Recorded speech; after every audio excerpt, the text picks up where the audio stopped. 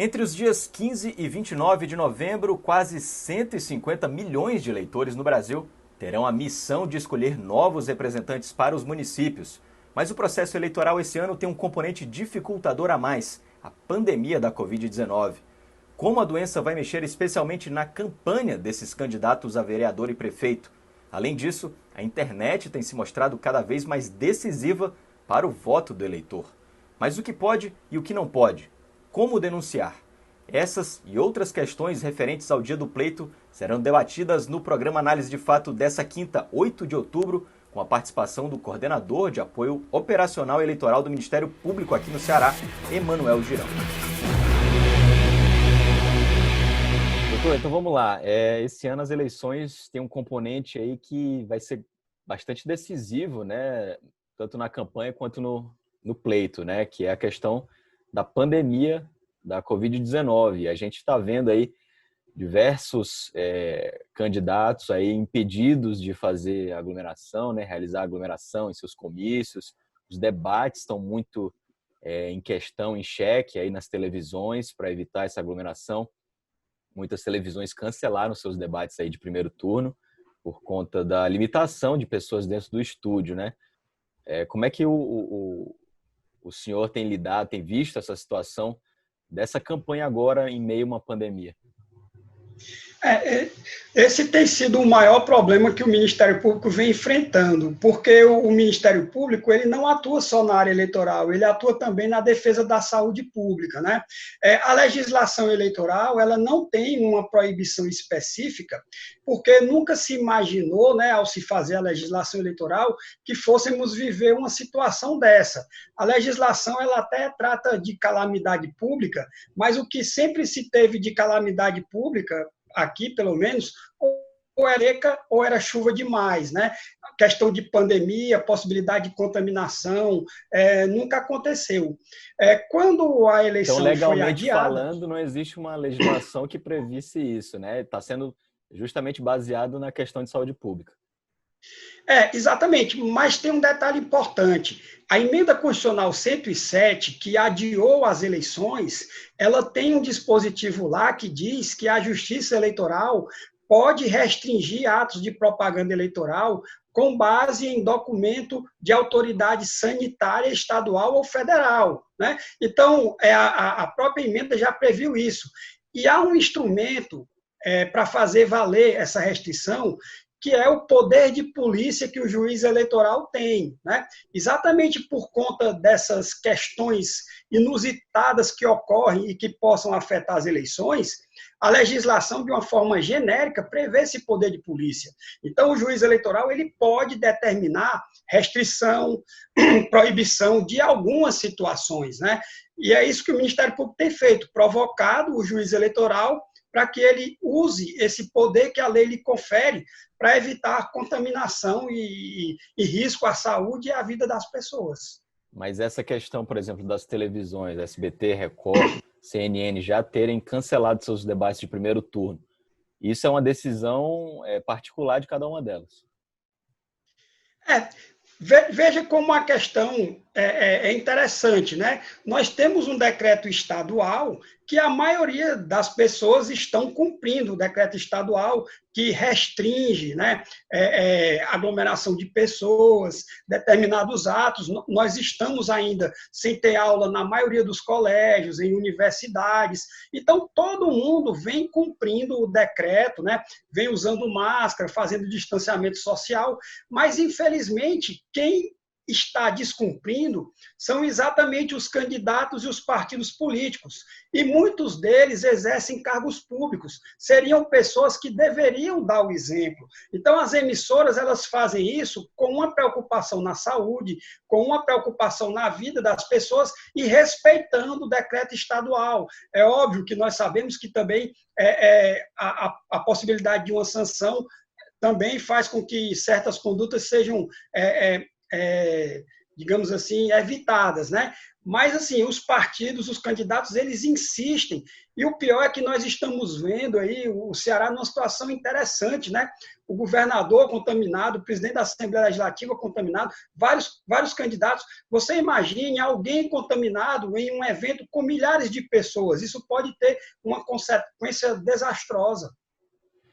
Doutor, mas agora a pergunta que fica é essa decisão do eleitor. O eleitor espera muito essa hora do debate para realmente decidir o seu voto, né? Não fica prejudicado agora sem esses debates? Olha, eu acredito que existem alternativas, né? Nós estamos fazendo um programa aqui, eu na minha casa, você na sua, e as pessoas acompanhando na televisão. Então, nós vamos ter o horário eleitoral gratuito a partir do dia 9. Nós temos as redes sociais que estão sendo utilizadas intensamente, né? Pelos partidos, pelos candidatos. Nós temos várias modalidades de propaganda eleitoral, onde o cidadão pode conhecer os seus candidatos sem a necessidade de se expor, né, a uma aglomeração, a um evento que possa implicar em prejuízo à sua saúde. Se nós fizermos um retrospecto, né, eleições anteriores, a eleição de 2018, já foi uma eleição que não teve comícios, carreatas, passeatas como fatores determinantes, né? Aconteceram, próprio da eleição, há uma tradição em relação a esses eventos, mas talvez o que tenha sido mais importante nas últimas eleições tenham sido exatamente as redes sociais e o uso da internet. Inclusive, doutor, bom o senhor ter tocado nesse assunto, porque já há registros de disparo em massa, né? O que é proibido, mensagens de disparo em massa, né? Principalmente pelo uso do WhatsApp, já registrado em São Paulo, inclusive com preço de venda por mensagem de cerca de 15 centavos e até a venda de uma base de dados aí de 20 mil números por R$ 1.500, se eu não me engano. Como é que o Ministério Público aí, eleitoral, como é que o senhor tem visto aí, que o senhor é coordenador de apoio, né? Como é que o senhor tem visto essa situação que já vem desde a eleição passada, né? Essa questão das redes sociais como decisivas aí na hora de influenciar o eleitor. Exatamente. O disparo em massa, ele é uma das práticas proibidas. E é uma prática difícil de se apurar até um certo ponto, porque normalmente isso é feito com tecnologia fora da plataforma que disponibiliza o sistema, né? O WhatsApp, ele não é considerado uma rede social, ele é um aplicativo para troca de mensagens instantâneas, né? Porque você manda mensagens para contatos individuais ou para pessoas que espontaneamente fazem parte de grupos. Só que existe tecnologia disponível para ficar efetuando disparo, né, para grupos variados, etc. E, como você bem mencionou, fazendo a contratação, né, desse serviço por fora da plataforma do WhatsApp. Isso é uma irregularidade que já foi detectada nas eleições de 2018, e a grande discussão de 2018 não foi sobre a ilegalidade dessa prática, porque ela é ilegal, assim como também o telemarketing é ilegal. A grande discussão de 2018 foi saber se o candidato poderia ser punido sem ele ter o conhecimento de que empresas estariam fazendo isso para beneficiá-lo, né? Mas hoje o foco da investigação vai ser exatamente nesse sentido, de detectando disparo em massa, verificar o conhecimento do candidato, né, se ele anuiu com a prática, e isso pode levar à cassação do candidato. Nós acreditamos, né, que a Justiça Eleitoral tenha sido, digamos assim, um tanto quanto conservadora nas eleições de 2018, porque era uma eleição presidencial e os candidatos à presidência não tem como saber o que acontece em todos os estados, etc. Mas numa eleição municipal, né, o candidato ele está mais ali à frente da campanha, então ele poderá ser realmente punido por essa prática aí do disparo em massa, seja no WhatsApp ou nas redes sociais, né? Realmente é uma prática que preocupa o Ministério Público. Eu mesmo já recebi mensagem nessa campanha agora, não sei como, número desconhecido, não sei como conseguiu o meu número, Então, quer dizer que as mensagens no WhatsApp, mesmo que elas sejam pró-candidato, não somente propagandas negativas, a propaganda negativa está proibida até em campanha em rede social, né? Mesmo que seja uma propaganda positiva pró-candidato, no WhatsApp está proibido. Não, vamos aqui fazer uma distinção, né? Na verdade, quando você faz parte de um grupo de WhatsApp espontaneamente, todos nós fazemos parte de vários grupos, e as pessoas lá fazem postagens, né? Isso daí sequer é considerado propaganda eleitoral, né? Isso aí está dentro da livre manifestação de pensamento que a Constituição garante ao cidadão. Agora, uma coisa é eu ficar trocando mensagens com pessoas do meu relacionamento, né? A gente tem que fazer uma analogia entre o virtual e o real. É como se eu estivesse em uma reunião social com amigos, com familiares, trocando ideias. Isso aí não tem nenhum problema. O problema é o disparo em massa que gera, como você mencionou, né? Você recebeu mensagem de um número desconhecido que você não sabe nem de quem é. Aí sim é que é o problema, né? E também você tocou em um ponto, a legislação, ela proíbe a venda de cadastros eletrônicos, né? Uma empresa não pode vender cadastros de clientes com o número dos seus celulares, com os seus e-mails, para serem utilizados por candidatos ou partidos. Mas nós sabemos que essa prática também existe, mesmo sendo expressamente vedada aí na legislação. Desde 2014, o TSE implementou aí o aplicativo Pardal e o Brasil passou realmente.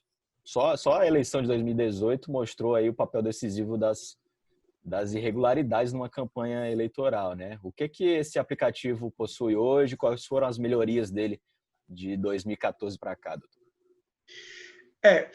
O Pardal, né, para quem não sabe, é um aplicativo que qualquer pessoa pode entrar lá naquelas lojas de aplicativos, né, do iOS ou do Android, ele baixa o aplicativo gratuitamente e, a partir dali, ele pode encaminhar denúncias para a Justiça Eleitoral. Ele pode anexar arquivos de documento, de áudio, de vídeo, ele é muito importante, né? O que ele mudou agora para 2020 é que o Pardal ele deverá ser destinado mais para irregularidades na propaganda eleitoral, né? Porque ele primeiro, no primeiro momento, ele vai para o juiz eleitoral, e o juiz eleitoral deve dar uma resposta imediata. Vou dar aqui um exemplo. Chega no Pardal a notícia de que colocaram um outdoor num determinado local. Outdoor é uma propaganda não permitida. Então, o juiz eleitoral manda a sua equipe constatar, se realmente estiver lá, ele manda tirar. Né? Veja, ele adota as providências de ofício, sem que nenhum partido, nenhum candidato, nenhum Ministério Público tenha requerido. Depois disso, ele manda para o Ministério Público, né, o que ele já fez, para o Ministério Público analisar se há necessidade de entrar com uma ação para aplicar uma sanção. No caso do outdoor, né, é uma propaganda proibida que tem a previsão de uma multa. Nesse caso, o promotor eleitoral, depois que o outdoor já foi retirado, vai entrar com ação para que seja aplicada a multa ao responsável por aquela propaganda. Mas existem outras, né, que não há previsão de sanção, como, por exemplo, uma placa em uma casa de um cidadão. Hoje é proibido, né? Em residências, só é permitido agora colocar adesivos na janela de até meio metro quadrado. Não é mais possível pintar muro, colocar faixas em muros, né? Placas, etc. Só que não há uma sanção para isso. Então, depois que o juiz mandar tirar, né, ele dá vista ao Ministério Público e o processo é arquivado. Mas, pelo menos, através do Pardal, né, o juiz ele já adotou as providências para que aquela propaganda irregular não produzisse os efeitos, né? Ninguém se beneficiasse da ilegalidade. Este ano, além de se limitar à propaganda, o Pardal ele também vai ter filtros, né? Porque em anos anteriores as pessoas mandavam muitas denúncias que não serviam para nada, né? Às vezes uma foto de duas pessoas na frente de uma casa e dizendo assim, estão comprando voto no endereço tal, né? Ora, duas pessoas na porta de uma casa, como você vai investigar algo a partir daí? Então, além de não ter uma prova mínima, não tem nem assim uma linha de investigação a ser seguida, né? Então, às vezes, isso mais atrapalha do que ajuda. Então, hoje ele vai ter um filtro para que somente realmente aquelas denúncias que possam levar a alguma ilegalidade sejam objeto aí de análise, etc. Né? Mas, de qualquer forma, a Justiça Eleitoral vai fazer esse filtro. Né? Não, aqui não tem o menor indício, não serve para nada, vamos arquivar sumariamente, mas vai haver esse filtro aí também. Ou seja, o denunciante ele tem que realmente mostrar um conteúdo ali substancioso, né? E essa questão da denúncia anônima também facilita para que essa denúncia talvez possa ter fins eleitoreiros, né? Exatamente. Vamos dar um exemplo aqui. Por exemplo, um cidadão ele manda um vídeo dizendo assim, olha, tem um carro de som transitando pela cidade. E faz o vídeo lá, né, e manda. Só que não tem placa do carro, não tem aonde você não sabe nem se é na cidade, né, para onde a denúncia foi encaminhada. Então, o ideal é que vídeo de carro, né, procure registrar a placa, né, procure registrar o endereço, o dia, o local, ou seja, fornecendo elementos para que haja uma investigação e a responsabilização de quem está fazendo aquela conduta irregular, tá certo? Então, é importante também ter essa ideia, né, de como fazer as denúncias. O volume de denúncias, eu imagino, deve ser cada vez maior a cada pleito, né? Como é que vocês estão operacionalizando isso com as equipes? Que eu imagino que, eu não sei se, será que dá conta? Essas equipes dão conta aí do número de denúncias que devem chegar pelo aplicativo, que o aplicativo cada vez mais acessível, né? Normalmente, sim. As denúncias elas ocorrem mais nas grandes cidades, né? Então, o juiz eleitoral ele deve criar uma equipe de fiscalização para fazer a constatação, emitir um laudo de constatação, e normalmente esse trabalho é rápido, né? E ele já decide ali de forma imediata, e nessa questão do poder de polícia, né, é um procedimento administrativo rápido, não é um procedimento judicial em que haja defesa, etc. Né? Então, ali é quando há uma ilegalidade evidente. Então, nesse caso, se resolve rápido. Na maioria dos casos se resolve, né? Pouca coisa fica para depois da eleição. Em eleição municipal, realmente, o número de denúncias costuma ser maior, mas eu acredito que tem como dar vazão, porque nós temos ao todo 109 zonas eleitorais, né? Então, cada juiz eleitoral fica responsável ali pelo seu município ou pelos seus municípios, né? Nós temos algumas zonas que abrangem vários municípios, e eu acho que tem como dar conta, sim. Em Fortaleza houve uma divisão, né? Nós temos 17 juízes eleitorais, então houve uma divisão, um terço deles vai trabalhar na propaganda, um terço está trabalhando no registro das candidaturas e a outra parte vai trabalhar lá na prestação de contas, que vai ser mais na frente. O senhor consegue vislumbrar aí os crimes mais graves, né, eleitorais? O senhor consegue dar uma previsão assim de celeridade para esses casos? Esses candidatos vão ser punidos ainda antes de tomar posse, uma eventual posse? Como é que o senhor enxerga essa celeridade da justiça eleitoral nesse momento aí de denúncias graves, né, no caso? Olha, normalmente os ilícitos mais graves são o abuso do poder econômico, a compra de votos, o abuso do poder político e as condutas vedadas aos agentes públicos, né?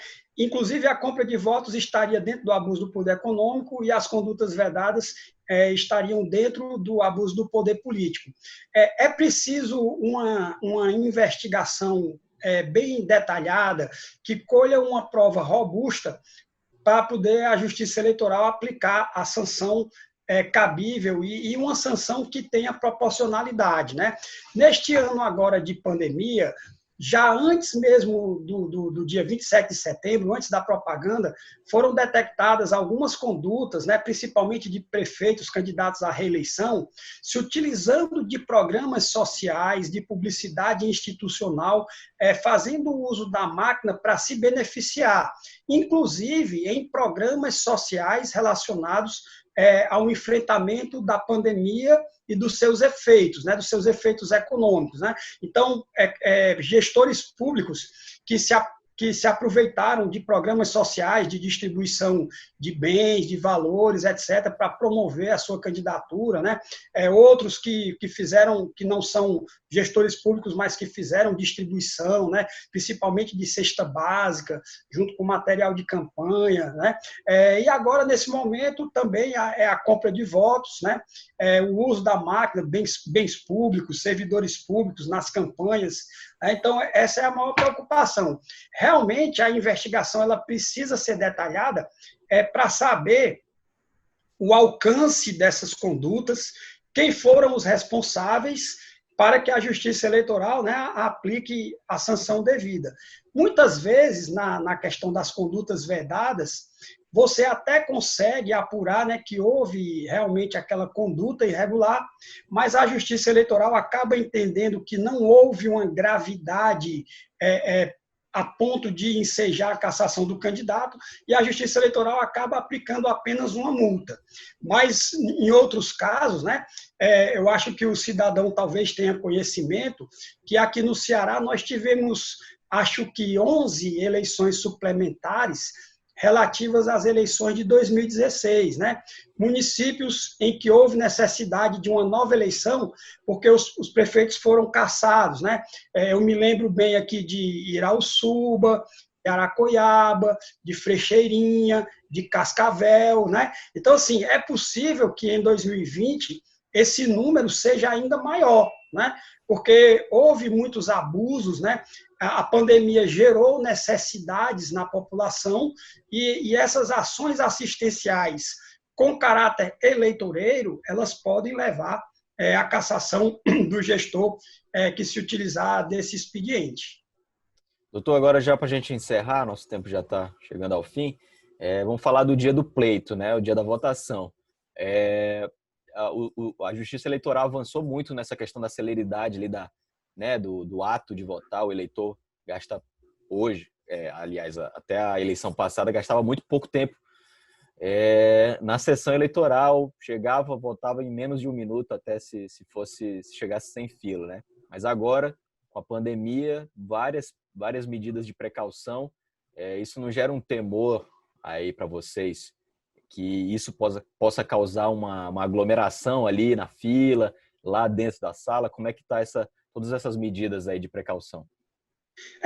Pode ser, mas nós temos que analisar o seguinte: eleição municipal são somente 2 votos, né? Em 2018, o eleitor tinha que votar para deputado federal, primeiro senador, segundo senador, governador, né? E presidente da República. Agora é só vereador e prefeito, rapidinho, né?